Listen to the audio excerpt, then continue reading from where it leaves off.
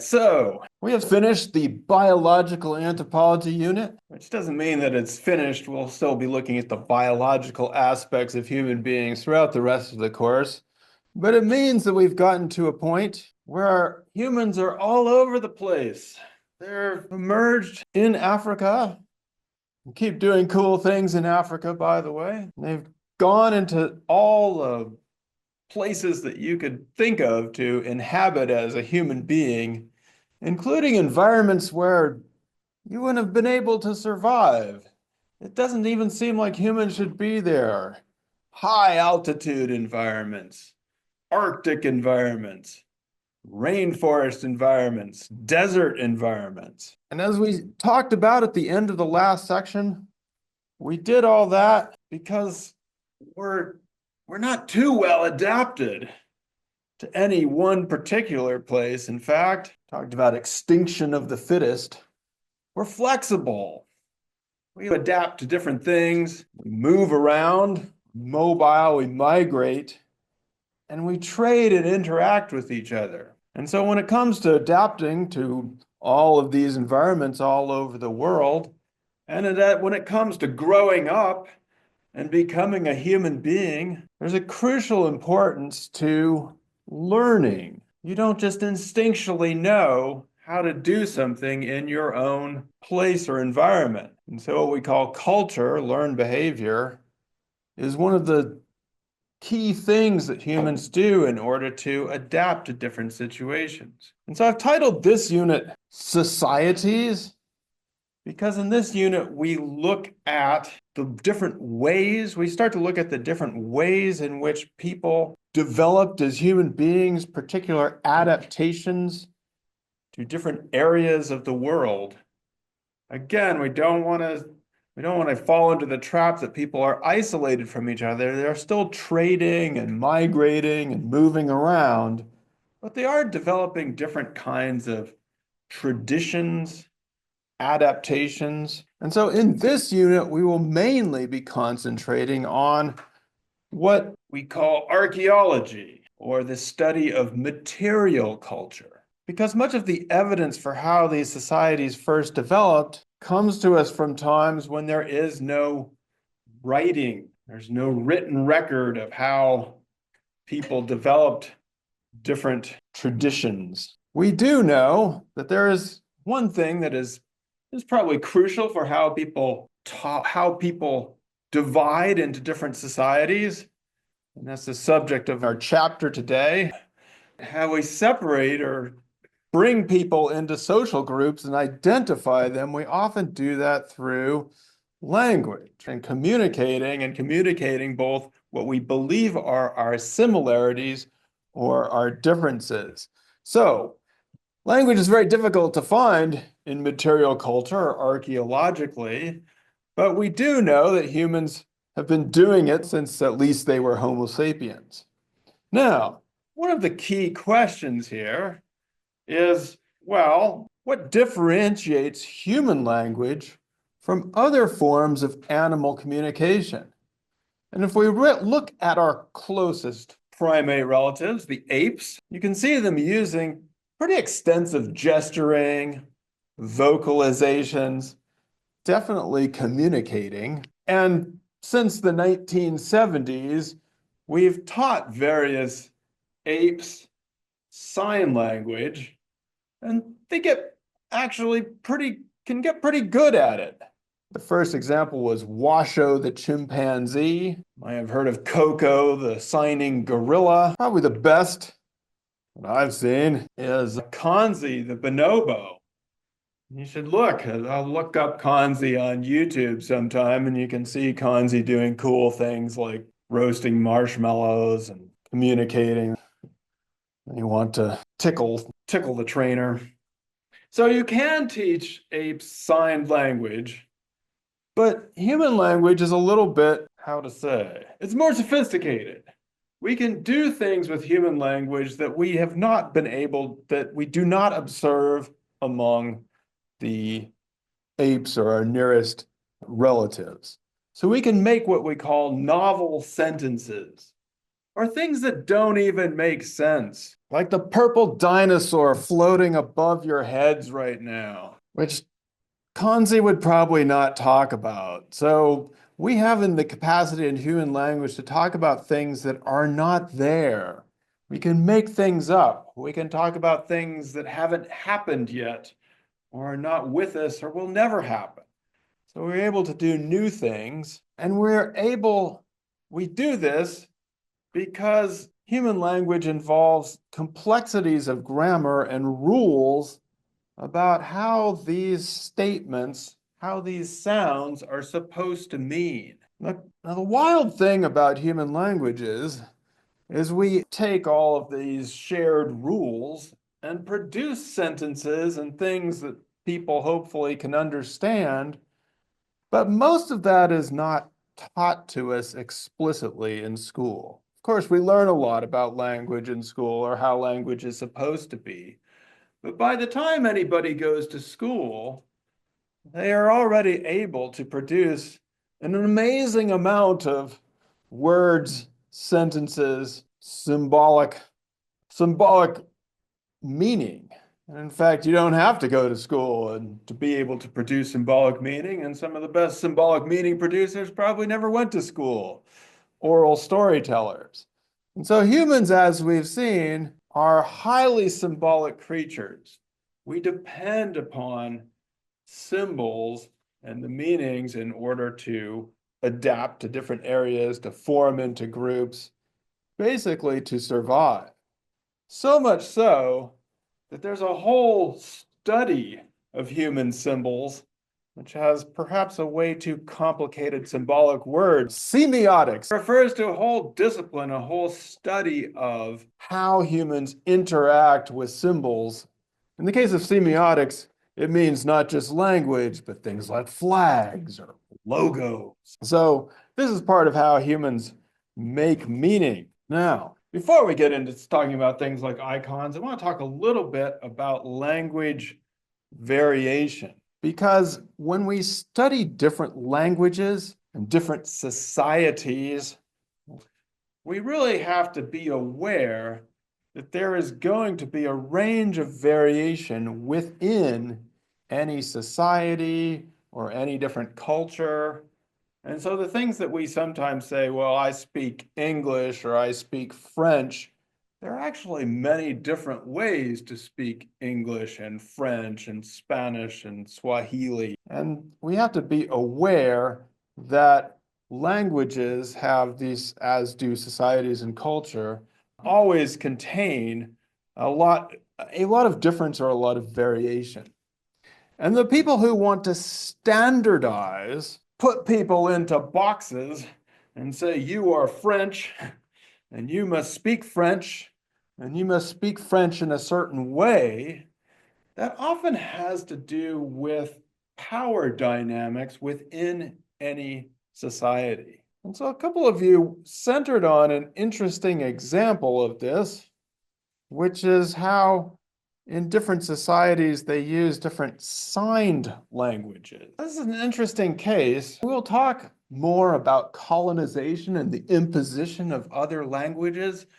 But in the case of sign languages, it's in some ways super interesting because people had their own, we might call indigenous or native signed language, but then they were displaced by ASL, American Sign Language, or in some cases, a European Sign Language under colonialism.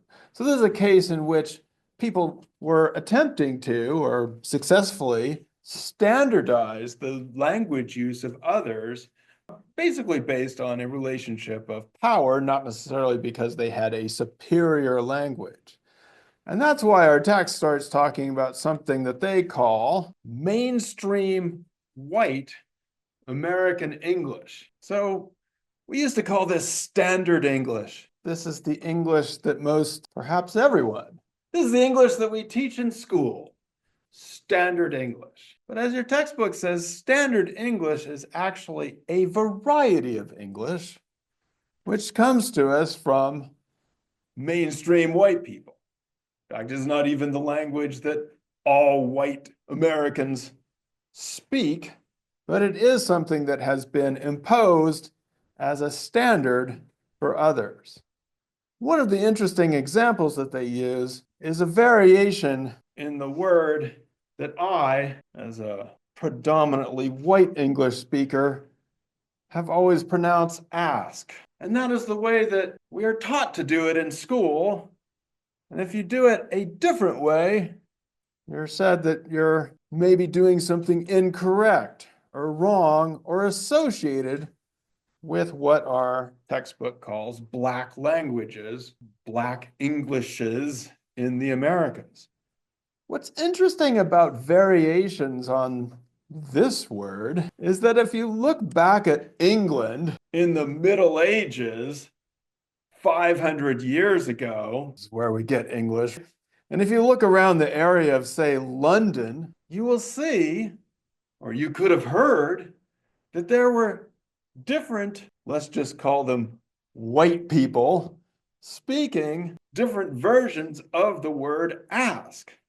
So the fact that in this country, we perceive one version as being the standard and the other versions as being suspicious is, in fact, an expression not of language correctness, but expression of who has the power to determine which variety is going to be taught and accepted and passed along and which variety is going to be stigmatized. And so in the English Middle Ages, they were fine with all these versions of ask. And as our textbook says, actually in the United States and parts of Appalachia and other rural areas, maybe even around here, that some US white people use different versions of ask too. I'm not going to try it out because that's not my heritage, but there are different ways to do this, and people get penalized or looked at funny in schools for doing it in what people consider to be the wrong way. So now that we know that we always have to be careful of situations of power and language standardization, let's take a look at some of the ways in which we make language through meaning. So linguistics and linguistic anthropology gets pretty complicated pretty fast, in part because we need to create what is called a meta-language. We are making a language about language, or we need terms to describe our own language. And one of those terms that can be difficult at first is the difference between the signified and the signifier. The signified is whatever it is we're trying to talk about out there in the world. Let us say the signified is that table there. That's the actual table. The signifier is the symbol that I'm going to use, or I shouldn't have said symbol, what I'm going to use to indicate that there's a table there. So there are three types of signifiers. The first type is called an icon. If I drew a picture or had a little, let's just say, if I drew a picture of this object and it looked like the table, then that would be an icon. So it would be represented as iconic, or that it would be, your association would be because it looks like whatever it is. Another symbol is the index. I like to think of this, for me, it's just simplest to think of it as something that points to something else. If I just have an arrow that's pointing to that table, then I have an index. And then there is the actual, what linguists would call the actual symbol, in which there's no reason for me to distinguish. There's no reason that I call this a table. That's just agreed upon in our language that table means table. Mesa and table don't sound the same. So in different languages, we're going to call the same thing by a different word, and there's no necessary association between the sound or the letters and the thing itself. So your book gives us this example of a sign. What's that arrow in our little system here? Yeah, that's an index. It's pointing to something. That would be an index. If we had a picture of people selling things, I don't think there's anything truly iconic about this sign. The word today is like the words garage sale is symbolic. There's no reason that today means today versus another word for it, or garage sale. There's no physical resemblance between the garage sale idea or word and that signified. But the symbol today is also in some ways has to be interpreted indexically. Because you only know what today is. Well, let me put it this way. If you saw this sign, would you rush over there and start buying something? Let's say you're walking down the street and you see this sign. What's the first thing you're going to wonder about if you actually wanted to visit this garage sale? Which day is today? When did they put this sign up? How long has this sign been up here? Is this today? So today is actually, it depends on the context of when it is. And you're right, all those things, if you can't actually see this, you won't be prompted to go over there and buy anything. So all language requires some form of interpretation. Your textbook talks about that we encode, we convert what we want to say into signs, into signifiers, but then we also have to decode those signs that somebody else is sending us or speaking to us, and we have to interpret them or make them into meaning. So when somebody sends you a text, they have encoded. They've tried to convert meaning into signs, and then you're supposed to decode the text message and convert it into meaning. The problem with the text message, especially in the early days of text, is that oftentimes when we are decoding, we need some emotional context to do the decoding. If I say the house is on fire, what are you likely to do? I just said the house is on fire. No, you wouldn't leave unless I said, the house is on fire! Because if I just say the house is on fire, I could be talking about a house way down the street. If I say stop, drop, and roll, then you better stop, drop, and roll. So it requires some emotive context to do that. And the problem with text messages in the old days is, how were you supposed to interpret them? You get this text and it's like the house is on fire. I'm like, oh, is that my house on fire? What should I do? Should I stop, drop, and roll? Something rescued us though. What rescued us in the text message? Now we can interpret them. Emojis! The emojis came in and helped us out because now I can know if you're laughing, if you're winking, if you're crying. I have some emoji to do that. So now I've added in a little emotional context. Without the emotion, text statements, they don't make the same sense. Yes. Lost the dog. Punctuation is part of the emotion. Yes, punctuation is to give us a little bit of emotional context. Now, the thing is, I've learned, and I'm an old guy, so I end many of my texts, or I used to, before I learned that this was something, I end it with a period. Yeah, what happens if you get a text that ends with a period? Isn't it the end of your relationship? It's like over. So I never end my text with a period. In fact, I don't even use periods on here anymore. I used to. But then you'd be like, oh no, too many periods. Yes, I mean, exclamation points, that is supposed to add a little bit of emotional context. But we have to agree on what that emotional context is. Now, I try not to end my relationships with my kids anymore. I don't want to make them mad. Come home now, period. Boy, that's the end. There's a little issue though. Some people have different interpretations for emojis. No idea what's going on there. No desire to learn. Yeah, they don't always rescue us. Sometimes they get us in more trouble than we want them to. All right, let's do archaeology instead. The petroglyphs. Actually, let's ask a question. In our system of icons, indexes, and symbols, what is this? So you go to the petroglyph rock, visit it, and you see this. Now this is actually, so in ours, first of all, this is an icon, right? It's supposed to represent something because of how it looks. You're just supposed to be able to look at it and see something. And in our society, you might be like, hey, stork and baby. I don't know if anybody thinks about that anymore in today's world. Haven't seen that emoji lately, but we might think about that. However, if you look at this in terms of the people themselves and their own interpretation of this, it perhaps has something more to do with an origin of the world story and the kinds of clans that were involved. Forget that what that is. Was that stork and a frog maybe? And how the world came to be.